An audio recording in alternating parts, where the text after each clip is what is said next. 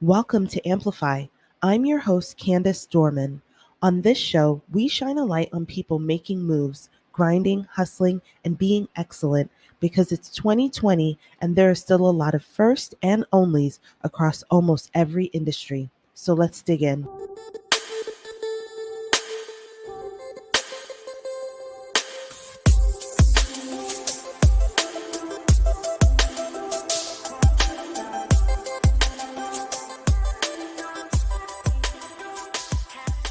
Our guest today empowers moms raising bilingual kids.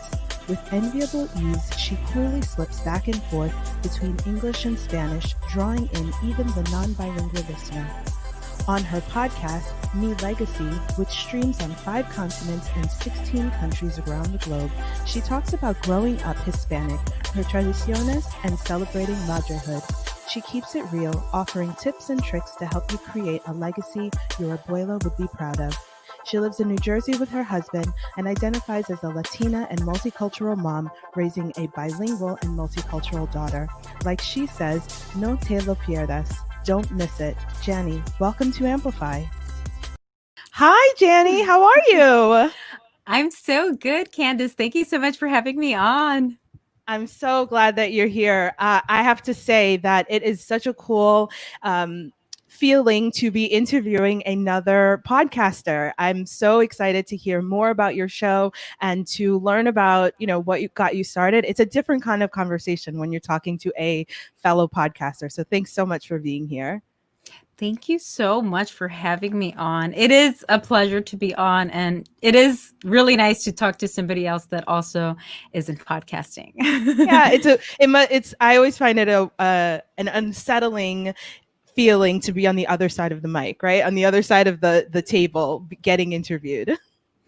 Yeah, a little bit. I'm like, oh, she wants to interview me. Okay. Right. So why don't we just jump right in? Why don't you tell us a little bit about your podcast, MiLegasi, and how you started it? Well, my company is called MiLegasi. The podcast that falls under MiLegasi is the Latina Mom Legacy podcast. Ah. So I'll tell you a little bit about both because they all kind of interconnect. So Okay. MiLegasi, which is my company, started off as a subscription box model. So moms that wanted to raise bilingual kids would get a box delivered home with little activities.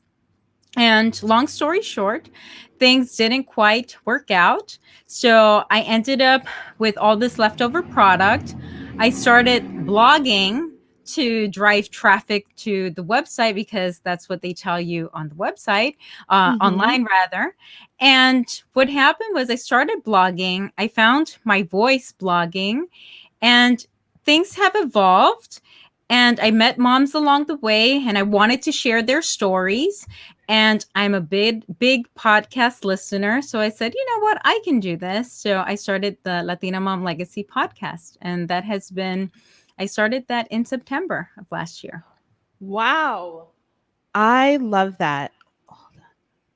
I love that. I especially like the part of that story that honors that you tried something and it didn't work. I think that sometimes people get caught up, paralyzed to start because they're not exactly sure what to do, and then fear, like just like a fear spiral, if something doesn't work out, that means you can't do anything, you know what I mean? And so I'm really impressed and proud of you for pushing through. Something didn't work, and out of necessity you're like, but I still got to sell this stuff because I don't need 59 versions of whatever it was that you had. But so sometimes out of necessity we find our next move. So good for you. I'm really excited about that. Absolutely. I went to a summit last year, and one of the speakers said something that resonated with me so much. And she said that she just evolves from failure to failure, that she doesn't wait for success. It's just she's waiting for her next failure.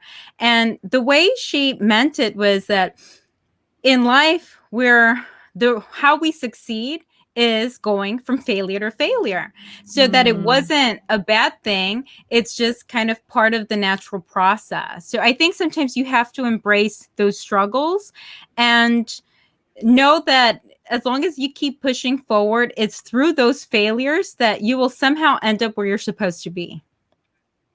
I like that. I've always heard it as failing up, right? Like you Yes, fail and take the next step, or failing forward, or falling forward, right? As long as you fall forward, then you'll be okay. exactly, exactly. Can you tell me a little bit about, I appreciate the distinction between MiLegasi as your like broad company and the Latina Mom Project, right? So can you tell me a little bit about the why you call your company the like MiLegasi, and what legacy you're hoping to leave for your daughter? So, MiLegasi, again, keeping it real here. MiLegasi, I wanted to name my company something that I knew what the brand mission was from the beginning. And the mission has always been to empower moms, to empower Latina moms or multicultural moms, to raise children proud of their roots and connected to their roots. So, that has always been a brand mission. When it came to names, I liked legacy, and I like what that term meant and the longevity of it. However, when you start Googling and you find out that there are other companies that are named Legacy or My Legacy or this and that, you kind of stuck with fewer options. So MiLegasi kind of came from those options, but I loved it because it was still a play on words, and it's still kind of Spanglish, which is Mm-hmm. my demographic, if you will. But Mm-hmm. it really encompasses leaving behind, like for my daughter, education, a legacy of education through knowledge, through empowerment, a Mm-hmm. legacy of generosity that no matter where you are in life, you can always give, and not doesn't necessarily mean giving financially, although I love to give financially when I can. But it's generosity of kindness, generosity of love, generosity of time, generosity with those people around you, and of course our planet, taking care of our planet. And it's also empowering her as a little girl, as a female, as a multicultural little person, if you will, Mm-hmm. to go after her dreams. I mean, that's for her, that's the legacy that I want to leave for her. That's amazing. I really like that. I like that you've sort of thought through all the different aspects of legacy, from like time and spirit and the planet. Like I like that it's a nice, well-rounded thing, right? Because it feels like a mom thing to do, to make sure you're covering all the Right. different the, the different aspects. And then the other piece about you choosing this name, like, I think that it sounds like it came out of, maybe frustration with not finding the name that you wanted. But given that so much of your platform is dedicated to Latina moms and Mhm. bilingualism, right? Like, it's so perfect. And Mhm. thankfully, I mean, is legacy the word for legacy in Spanish? It is not. It Right. is.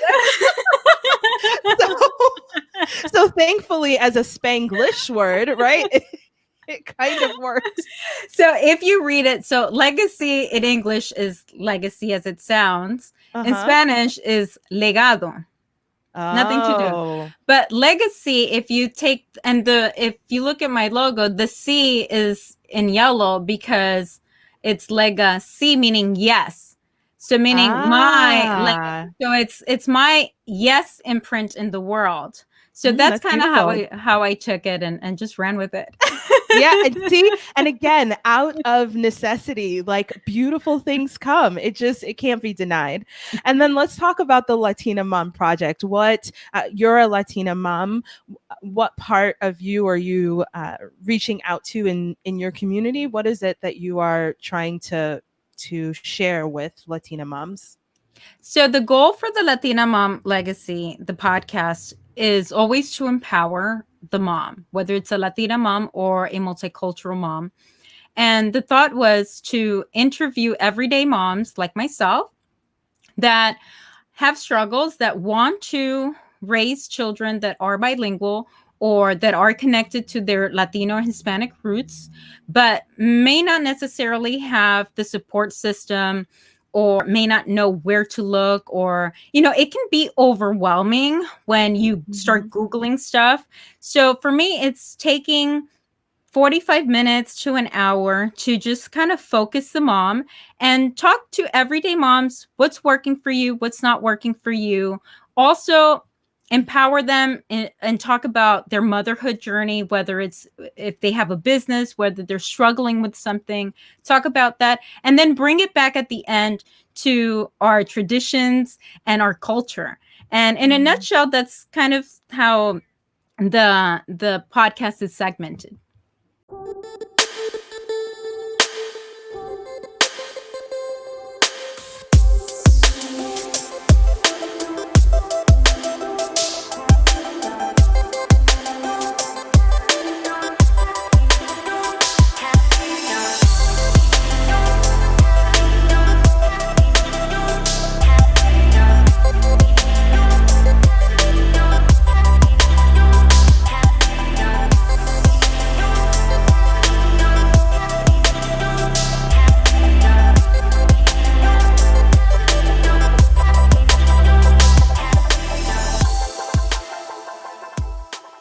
At and the piece about culture is really important to me, and sometimes I'm a little bit envious of bilingual families, or yeah, of bilingual families, because language is a very strong indicator and signifier of culture. So can you talk a little bit about how you extend your Colombian culture or your husband's Mhm. culture to your daughter?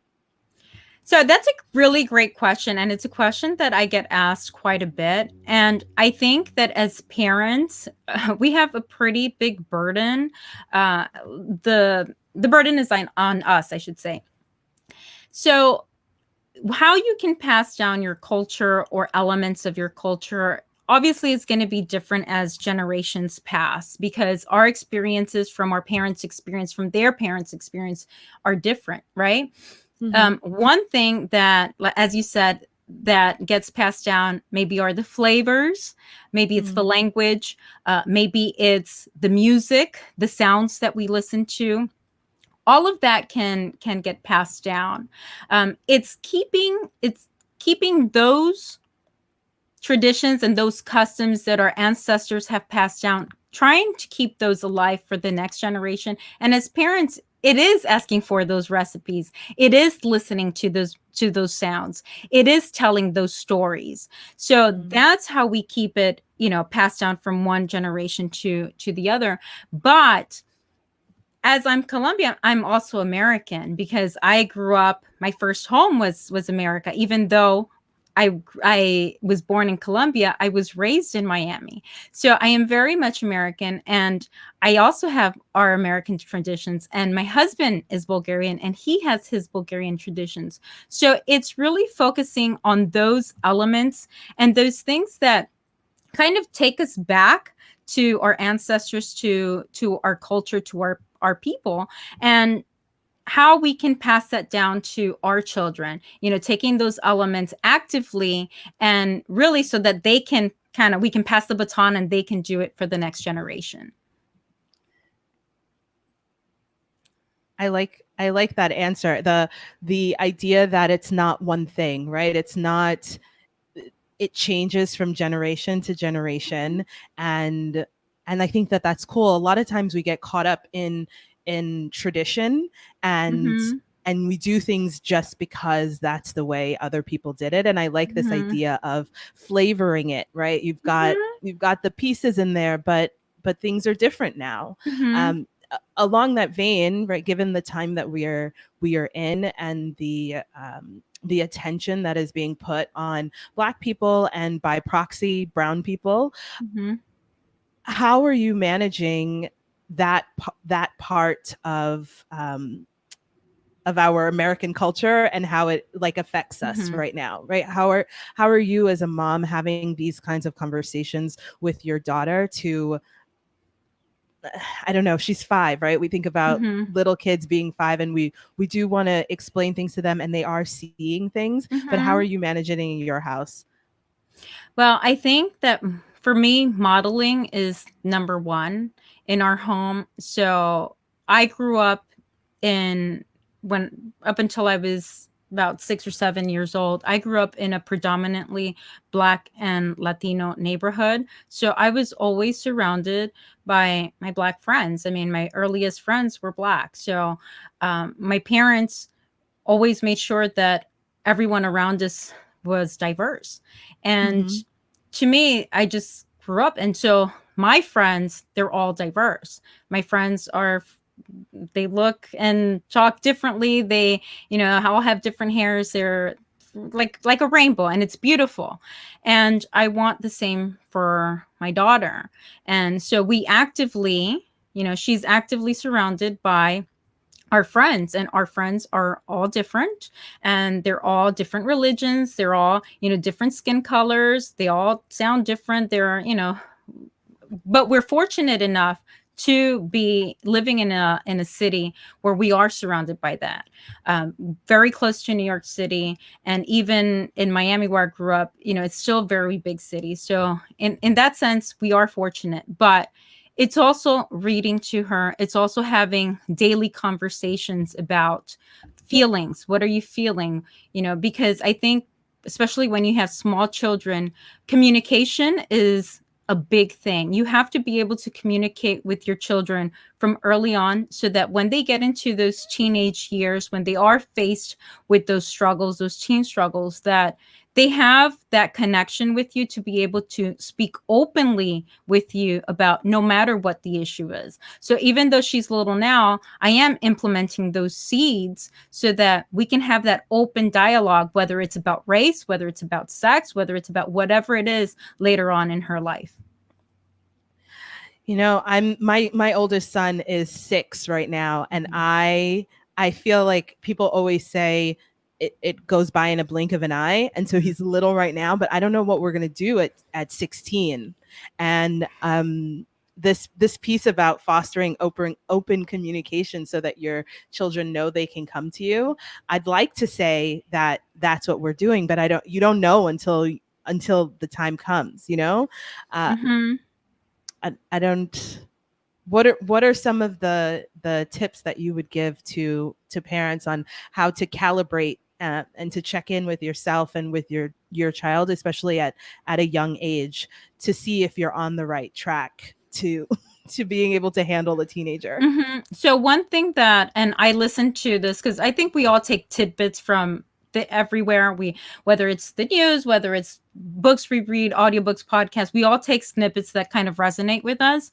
And one thing that I listened to, I don't remember where, Mm-hmm. was somebody said, an expert said that when you have a conversation with your child, to not ask them, how was your day? Okay. Mm.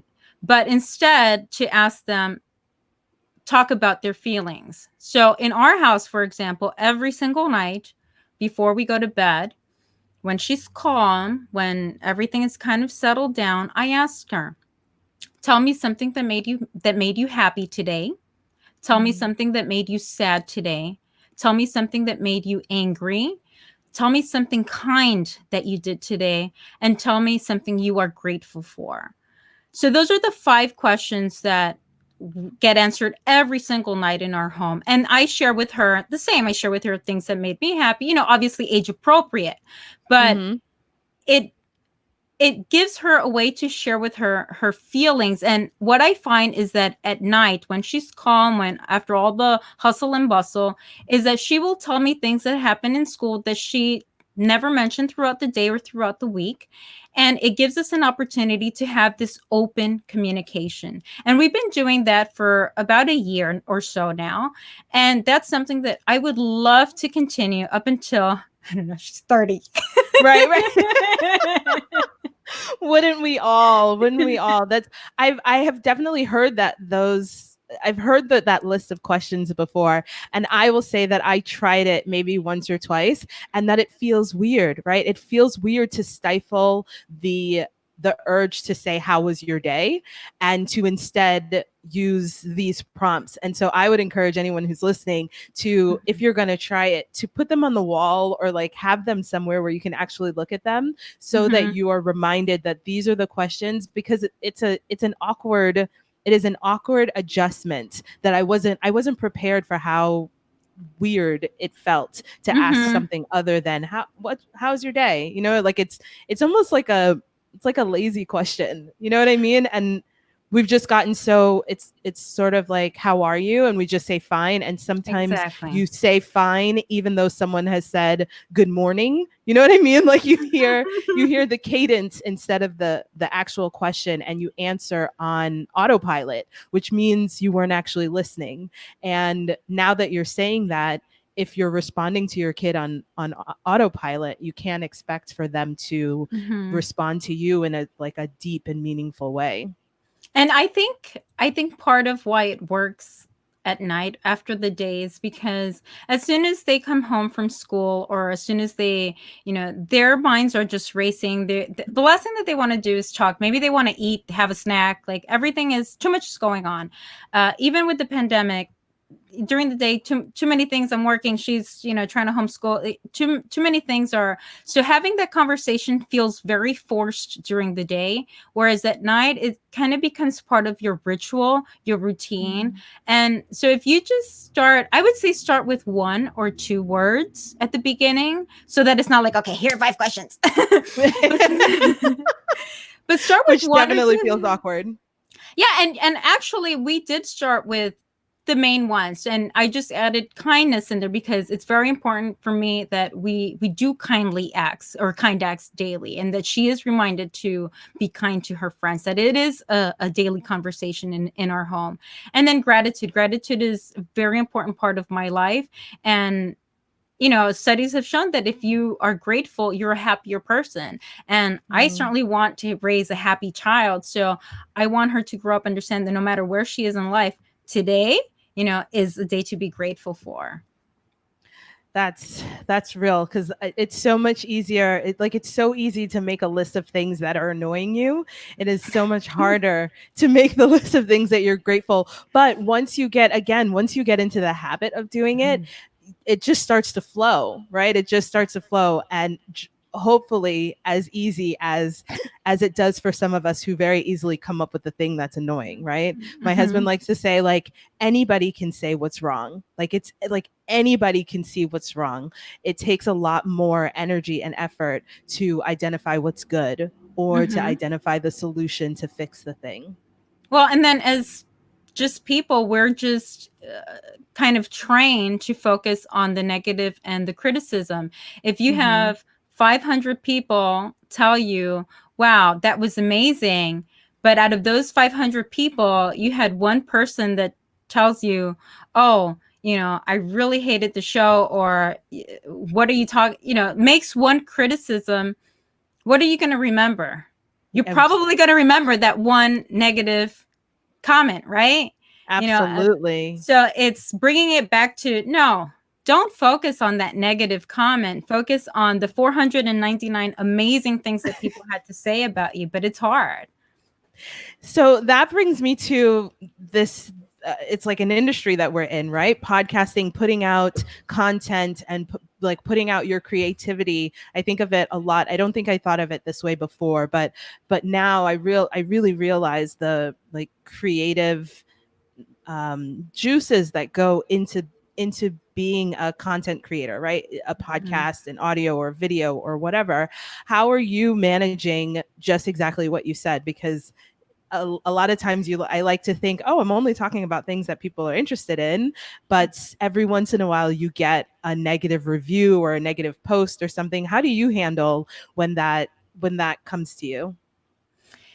It's hard because, as I said, it's one of those things that I think we're just trained. It's ingrained in ourselves that no matter how great everything is, something negative happens, or is said, that you want to focus on that. So I always bring it back to gratitude and what I am grateful for, and I try to take those comments or that criticism and really look at it in a constructive way. So not taking it in a defensive kind of way, but taking it like, okay, is there really any merit to this?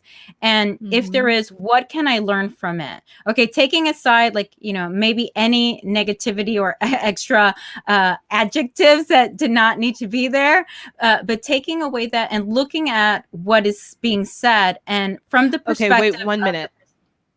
Wait. Something's happening. Okay, let's try again. Sorry. So you just Okay. said it was stalling. Okay. Okay, so start one more time. You said that you try to see if there's any merit. So Okay, so I. you said that you try. Sorry, I'm just starting the thing so I have a good place to Mhm. cut. Okay. All right, so you were just saying you try to see if there's any merit in the criticism. Okay. So I try to see if there's any merit in the criticism because sometimes there is. If you take away the extra adjectives that were used, is really Mm-hmm. looking at, okay, is there any truth to what they're saying? And if there is, you take that and, whether it's good or bad, you can learn from it, right? If Mm-hmm. it's just somebody that's trying to be negative for the sake of being negative, then okay, you read it and you push it aside and you know that that has no value, right? Right. So I just push it aside like if it doesn't really exist really because I don't want to be affected. I don't want to be tarnished by that negative criticism, but we're all going to have it. It's just learning how to deal with it. It's funny you say that you just push it aside. A friend of mine said that you have to be careful who you go to for advice, and that one person can't give you advice for everything, right? And so, for example, if you're a podcaster, you have to take with a grain of salt advice that people who aren't podcasters are giving you, right? Because they don't Mm-hmm. actually know what it takes to do this thing. They might have solid advice as a listener, but Mm-hmm. in terms of being the actual podcaster, they might not, right? My friend was talking about getting feedback on writing. She's a writer. You Mm-hmm. can't get feedback on writer from, Somebody that you doesn't know, write. right, somebody who doesn't write, right? Like you can't get feedback on writing from a doctor because they don't write. And so so sometimes it is up to us, especially when we're looking for feedback, which I think a lot of us are, right? We spend a lot of Mm-hmm. time and energy putting into this kind of work, and you want to get back good feedback, but we also have to guard ourselves and make sure that we're we're internalizing the right kind of feedback. Mm-hmm. Absolutely, absolutely. And then you're always going to have negative people that who are just generally negative type of people that Mm-hmm. whether it's you, whether whoever it is, they don't always have something positive to say. And then you have people who are highly optimistic. So it's also surrounding yourself with positive people, those people that you can turn to or that, is part of your audience or, part of your following that really have a good message to say or some good feedback. Absolutely. And then as we close, I'm interested to hear, because like me, you have a lot of different things going, a lot of different projects going. How are you managing this, all of these creative things that you're doing, especially during this time during pandemic when I think that you're stuck at home, or I should say safe at home, like like I am safe at home. I keep reminding myself that. But how are you managing all of your different projects while being at home? It's hard. Not gonna lie, Real talk. not gonna lie. It is so hard. I have a saying that I like to say is I take it one cafecito, one coffee cup at a time, Mm-hmm. because every day is different. Every day has its new challenges, especially when you're a parent.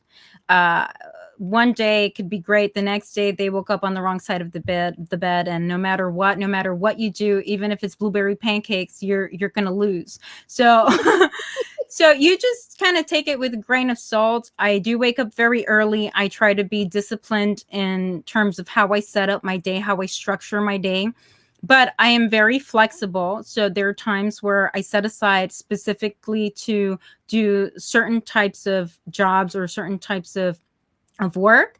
And then there are times that I know it's kind of a flexible window because my daughter's going to be home, and that may mean that she may need more attention, or I am going to have to sit with her and do some sort of like school education project. Or so it's really just kind of managing your day from the beginning or from the night before, trying to plan hopefully as much as you can, but having some flexibility, because no matter how much you plan, your day will never ever end up how you thought you were going to end up. So that's pretty much it. I always have so many plans and have such good high hopes for how this next, like tomorrow is going to be the best day because I'm going to let everything slide, or like I'm going to start off smiling at everybody. Like I just have all these big plans for how I'm going to make the day great. And then the first thing that happens is you spill some coffee, or like somebody falls down and you're just like, oh, but I totally get it. It's a work in progress. It is a challenge for everyone, and we are definitely trying to get through it. It Can is. you, as we close, can you tell people how they can find you, and just a little bit about the different offerings from MiLegasi? So MiLegasi, as I mentioned, is an online platform. So it's an online shop. We have blogs and, of course, the Latina Mom Legacy podcast. So we offer ways for you to connect your kids with learning Espanol, learning raising them to be bilingual and to be connected to their roots. So we do offer little onesies and t-shirts and tote bags with very particular sayings that, you know, relate back to our culture, like sana sana colita de rana, which means heal heal frog's butt. I know it doesn't translate in English, but it has been passed down from generation to generation, and it's just something that we say to our kids, and it's very endearing. So with sayings like that. Mm-hmm. And so they can find me on www.milegasi.com, spelled MiLegasi. Or you can find me at Instagram also at MiLegasi, MiLegasi. I love to be in the DMs. So if you hit me up, I promise you that I will respond. I like that. I like that. I'm on the other hand, I don't know where any of the messages go, especially because Facebook and Instagram, they're like all connected. And so sometimes there's a little alert on my phone and I like legit feel like an old lady who can't figure out where it's coming from. That's so funny. So we all have things to practice. No, I'm starting to learn TikTok, but I'm not there yet. Ooh, that is big time. That like I feel like a real old lady when I think about TikTok. Well, it has been a pleasure, Janny. It's been a pleasure to get to talk to you tonight. Thank you so much for coming onto the show. I'm so excited to see more coming from you and more about the MiLegasi project. I'm just so excited for you. So until next time. Thank you so much. Thanks for having me on, Candice.